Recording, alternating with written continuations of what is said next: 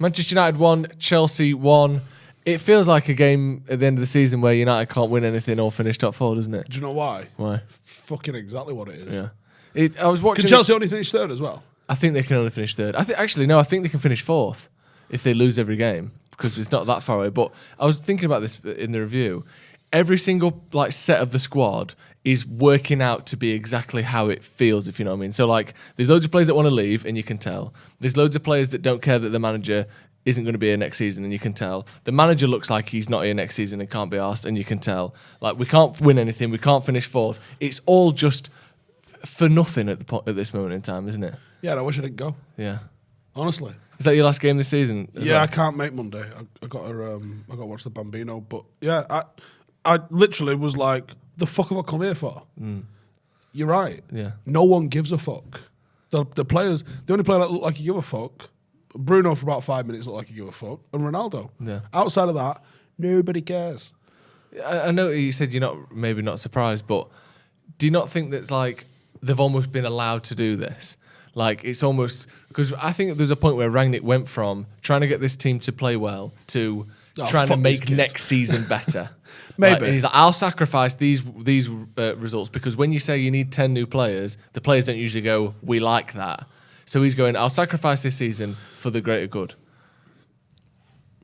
Speculation hearsay. And if you know where that's coming from, you've probably got a bird. Yeah. You've been watching a lot of the Johnny Depp trial? None of it, Really? but it's been on in the house. Okay. More interesting than this, though. Fascinating. Yeah. Have you ever had a partner put on your bed? You're asking the wrong person.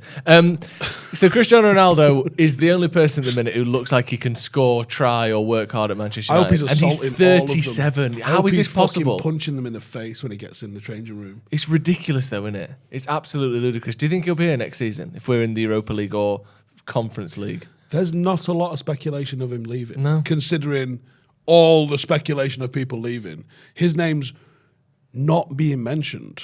And I mean, that's all. Unless they've just gone, he's fucking going, and we've gone, obviously. Yeah. And that's it. And everyone's cool with it. I mean, I have no fucking clue. Personally, without him this season, and De Gea's also had some moments this season as well, we'd genuinely be fighting with Crystal Palace for where we're going to finish. Were they 9th at the minute? Something like that. Or even Newcastle. Well, Newcastle aren't that far behind anymore. We literally could have been overtaken by Newcastle very comfortably if it wasn't for those two, which is ludicrous. Yeah. And you're right. Largely, when 10 players are leaving, it fucking looks like 10 players are leaving as well. And you've got all these players that are injured. Hella convenient injury for a lot of these. Probably genuine, but hella convenient. I'll give you that. I just don't know why we're also bringing Phil Jones and fucking Juan Mata on. I thought Marcus was a waste of time tonight. I think he's trying. I think in possession, I think he's trying. I think out of possession, I don't think he's fucking trying. And I think if you'd have thrown Garnacho on tonight, you'd have got more product out of him. And I know he got 2 minutes, but that's fuck all. Yeah. That's a well done. Some of these players, so I keep thinking, a lot of these players will see more out of him. Have you ever had next a season. long notice period at a job? No longer than a month. Have you? Oh yeah, 9 months. Really? Yeah. And once you hand that in, what are those 9 months looking like? That's what these players are like. First couple of weeks, Yeah. pretty earnest. Yeah. After that, I got mega at Pro Evo. Yeah. Just Yeah. That's what these lot are doing. fully I think tossed one it of them off. had a Game Boy on the pitch tonight. That's how little they were I paying wouldn't attention. have fucking thought we could have done any worse if they did. Yeah, I keep thinking that the likes of Maguire and Shaw and Wan-Bissaka and Rashford and even Bruno to a certain extent and all these players that are... Somebody made 6 passes tonight. Yeah, in well, one half. in the second half, his first completed pass, I think, was in the 80th minute or something like that. All these players, I think, they can't all just be so much worse than they were last year. They can't all have fallen off a cliff permanently. But I'm starting to worry that You got to this remember, though, form there's a might lot of just margins. be these people. Margins are very, very small in football. Yeah. And 6 players having a shit day can mean you get a twatting. And I think we've just had a bit of that. There's been an underperformance from half a dozen or more for the last 2 months. Every week. And did you do a preview for this game? Yeah. Did you get the 11 perfect? Pretty much, I think, yeah. I only got it wrong because I hoped Garnacho would start over someone. But I think I literally said, these are the 11 fit players. Yeah. The only shock is if Garnacho gets a game. So there was no shocks. No. Which means, how easy is it to prepare for Manchester United? You got to remember that the opposition are coming to play against us. They know our strengths and weaknesses, which are many and few, or few and many. It's so easy to prepare for us. You know that Matic is going to play, and previous to this, he played once a month. Now he's playing twice a week. He's not going to last very long for you. We're very, very, very predictable. So you've got predictability, you've got lack of effort, you've got 50-50s that you know you're going to fucking win because they're going to pull out. You've got a lack of quality in a lot of areas. And you've got a fan base that can't be arsed as well, in all honesty. Like, we're fucking tired of these dicks. I think there's a lot of players... I'll rephrase that. I think there's some players that can turn this round that are going to be here. And you see very different circumstances, but you see the impact someone like a Van Dijk had on the Liverpool team. Yeah. That one player, impact in the dressing room, impact on the pitch, in conjunction with Alisson being brought in at the same time, elevated that team more than what two signings should have done. Yeah. I think we're seeing almost the unravelling on the back of a couple of people not really giving a fuck. And players that are, like, look, Thiago's probably the most informed player outside of Benzema in world football at the moment. And he was used sparingly last season. We've got a lot of players that have been redlined into the ground for 18 months, 24 months. And I think we're seeing a lot of the kickback from that. We have got such a small squad, considering we've got like 10 fucking players who didn't play that. Like, you can just start rattling names off. You can come to 10 players who probably won't be here next season very quickly. Without even thinking. Yeah, without any effort. And you can probably come up with, you could probably come up with, if you was being brutal, 19 players to fuck off, which is insane. Yeah. It's insane that this team came second last season. It's actually genuinely insane. Do you think then that the opinion and the sort of the held view on some of these players like Rashford and Maguire and Shaw, who all at the end of last season looked like, great, you finished second, these players could be involved in a title push kind of squad, and now can barely get in Manchester United's team, and two of them aren't, one of them's injured, or maybe two of them are injured, but you know they can barely get in the first team.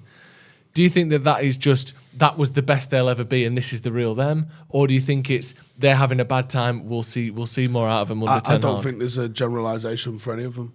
I think Luke Shaw's had a good 6 months and 8 years. I think Marcus is... I think he's got ability. I think he suits playing a counter-attacking game a lot more than he does being in possession. I think he needs the space to run in behind, and if he's not getting that, does he have the tricks in his locker to be a more of a playmaking winger? Not sure. Harry Maguire's entirely unsuited to playing higher up the pitch. I also just don't think he doesn't have the fundamentals to be a defensive leader. So I think all three of them have got different issues. Again, the fact that they all collectively came second last season is madness when you see the fall off that we've had this season with the reinforcements of Sancho, Varane and Cristiano fucking Ronaldo. I mean, I can't believe the amount of arguments we've had with people saying that Cristiano Ronaldo's been a fucking problem this season. You literally, he's got our last 5 goals. In our last 10 games, only 2 goals have been scored by someone that wasn't Cristiano Ronaldo. What a problem that is. Yeah. Jesus fucking Christ. Like, if we hadn't have had Ronaldo this year, Cavani's been... I don't know if I've ever seen someone toss it off as much as Cavani. We heard he wanted to go to Barca in January, and he went, yeah, I'll stay, but I'm not playing again. And he basically hasn't. He's played like 4 games in the last 5 months. It's an impressive level of not giving a fuck. It actually is, yeah. At one point, he was training all week and still didn't play. Do you remember that? That was good. I've never seen a footballer do that in my life. Yeah, he's training all week, he's fine. I'm not fine. Okay, cool. Yeah, I don't want to play. Back to training on Monday? Yeah. Like, anyway. See you Monday, lads. Yeah, exactly. It's a fucking shambles. I'm really disappointed in Cavani because I thought he fucking played when he actually bothers to turn up for work. Plays like one of us out on the pitch. Plays like he grew up on a fucking Stretford end. But clearly don't want to fucking be here. And, you know, whatever I said in whenever it was, January, if you don't want to fucking be here, then fuck off. And, you know, I actually think someone's mentioned in one of my comments, like, you're not going to get rid of 6 players in one summer. And I was like, there's 6 players said they're going. Like, we might get rid of 10. Yeah. We might get rid of 12. Like, it's not, the problem is, we'll probably buy 4. Yeah. And you're going to be looking at, like, hey, fucking Laird, Mengi, Bernard, Galbraith, Garner, you're all now first-team players. Well done. Yeah. And that might not necessarily be the worst thing. Because at least you might have people fighting for a contract. At least have people fighting to be Manchester United footballers. Whereas at the moment, I think we've got a lot of people who don't really give a fuck. Yeah, not a lot to look forward to, but maybe something. At least a clear out will bring some changes. Who've we got after Brentford? It's Palace, I think, Stretford, Brentford. And then, is it Brighton last game? Yeah, something like that. Just fucking toss it off. Should we just split the point? But 1.5 points per game. It's probably going to be 1 point for all 3 of those games, isn't it? That's what it's going to be. We'll draw them all. See you next season. Palace are fucking like, we are going to struggle with Conor Gallagher. I can't believe I've just heard that. Right, that's going to be all from us, and I agree. Thank you very much for joining us. Hit subscribe if you haven't already. Hit like on the video as well. Manchester United won, Chelsea won. Didn't even deserve that much. Where'd you get a jacket from? Car horse shop around the corner, mate. See you in a bit.